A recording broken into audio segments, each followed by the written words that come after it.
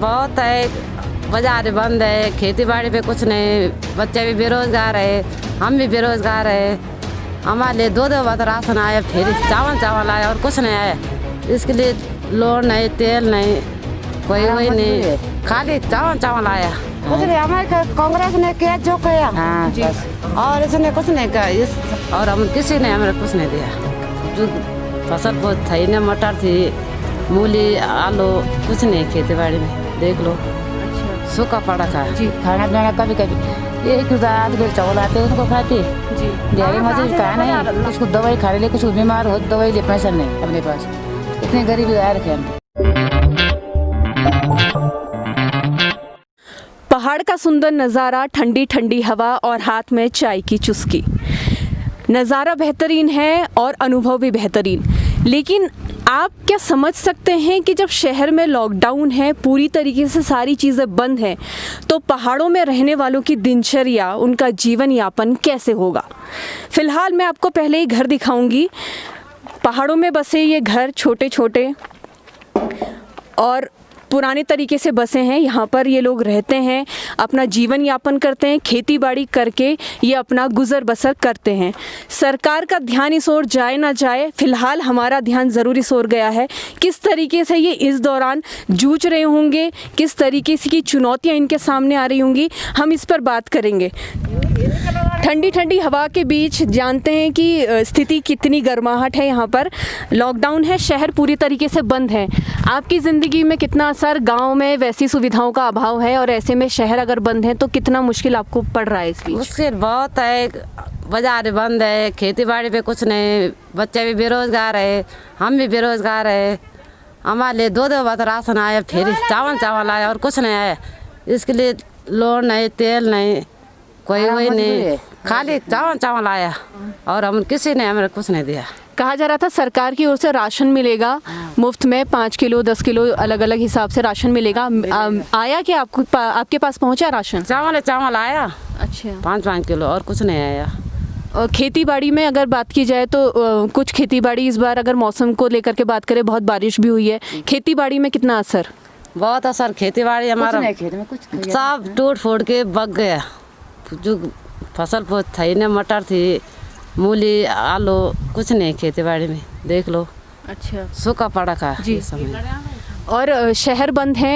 यहाँ पर अगर गांव में बात की जाए तो स्वास्थ्य सुविधा भी मुझे लगता नहीं यहाँ पर कोई अस्पताल होंगे।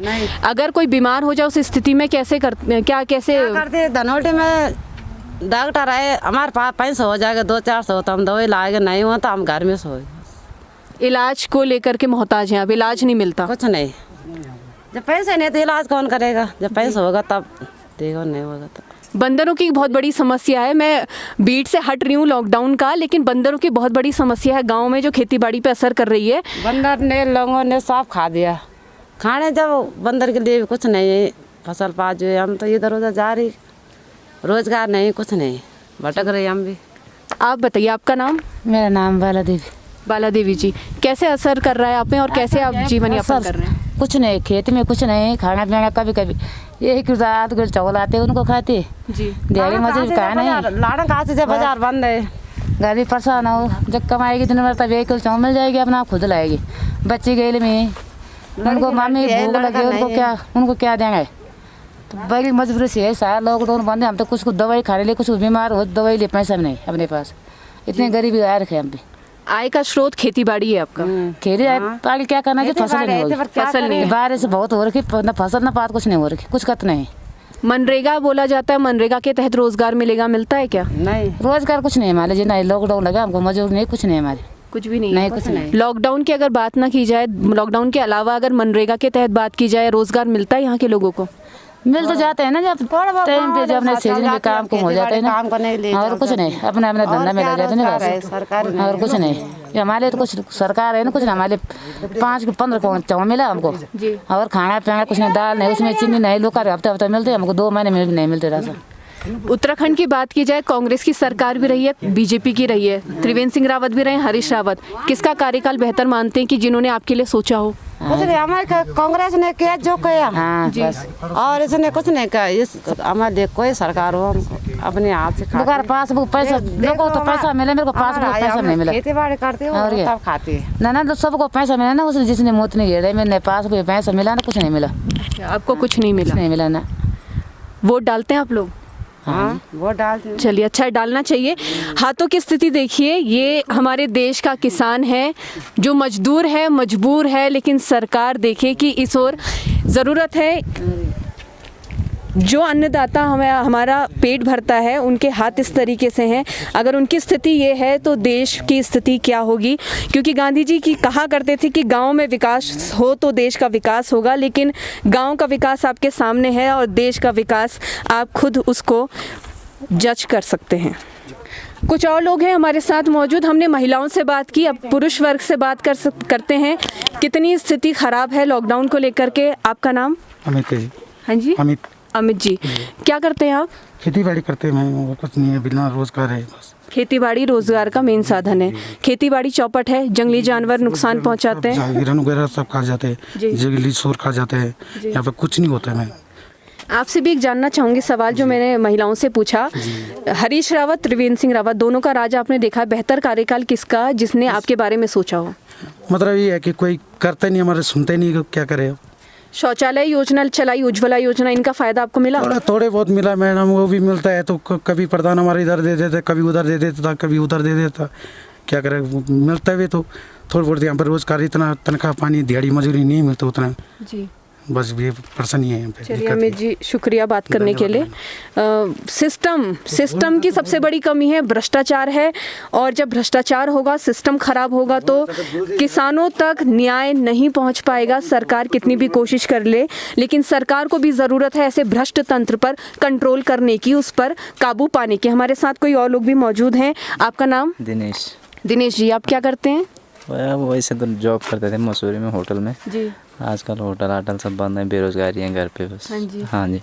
उद्योग, पर्यटन उद्योग बुरी तरीके से क्षतिग्रस्त है, लॉकडाउन है, हाँ जी। रोजगार नहीं है, तो क्या नौकरी पे बहरहाल आप हैं या उन्होंने बोला घर बैठिए? नौकरी पे तो कुछ नहीं है, बस घर ही एक भेज रखा उन्होंने हमको, बेरोजगारी है। तनख्वाह पानी वगैरह मिल रही है? तनख्वाह पानी है, उसमें से 50% आ रहा है, जैसे इसी एक ही महीने आई थी अभी। हाँ जी। तो आपके घर में भी लोग खेती बाड़ी करते होंगे, कितना असर लग रहा है खेती बाड़ी का? खेती बाड़ी तो इस साल कुछ नहीं है, इस साल तो मटर मोटर होते थे हमारे यहाँ, बरसात भी ज़्यादा होती थी। आजकल ही धूप धाप हो रही, नहीं तो बरसात खेती का इतना वो नहीं है यहाँ पे। और दूसरी बात, यहाँ पे स्वास्थ्य के मामले में बिल्कुल चौपट है। यहाँ पे स्कूल जैसे ये चीज़ें नहीं है। 12वीं तक स्कूल है यहाँ पर? 12वीं तक तो नहीं है। प्राथमिक विद्यालय है यहाँ पे रेणुका शिशु विद्या मंदिर था पहले जी। अब यहाँ पे प्राइवेट ही है जी। हाँ जी, 10th क्लास। 10th क्लास तक। उसके बाद अगर शिक्षा लेनी हो तो आपको कई किलोमीटर दूर जाना पड़ेगा? यहाँ से फिर ये लगा तुम कि 7 किलोमीटर 7 दूर। किलोमीटर हाँ जी। दूर। चलिए, जब ये बोला जाता है पढ़ेगा इंडिया तभी तो बढ़ेगा इंडिया, लेकिन अगर 7 किलोमीटर इंडिया जाएगा तो पढ़ेगा कैसे, क्योंकि वो थक जाएगा। ये समझना चाहिए। काफ़ी आबादी यहाँ पर रहती है और हम इन्हें किसान कहते हैं, जो हमारा पेट भरते हैं, जो शायद इस देश के सिस्टम का भी पेट भरते हैं। लेकिन हालात बुरे हैं, आपके सामने रखा है सारी चीज़ों को। शहर को आप देखते हैं जहाँ पर चकाचौंध दिखती है, गाड़ियों की रफ्तार दिखती है, बड़ी बड़ी मंजिलें दिखती हैं, लेकिन इतने छोटे छोटे घरों में रहने वाले ये लोग, खेती बाड़ी दिन भर करने वाले ये लोग अपना गुजर बसर किस तरीके से करते हैं, ये हमने आपको दिखाया। और उम्मीद करते हैं कि ये सरकार तक भी पहुँचे, सिस्टम तक भी पहुँचे, वो इस बारे में सोचेंगे और फिर इनके लिए कोई योजना लाएंगे, इन्हें राहत मिलेगी।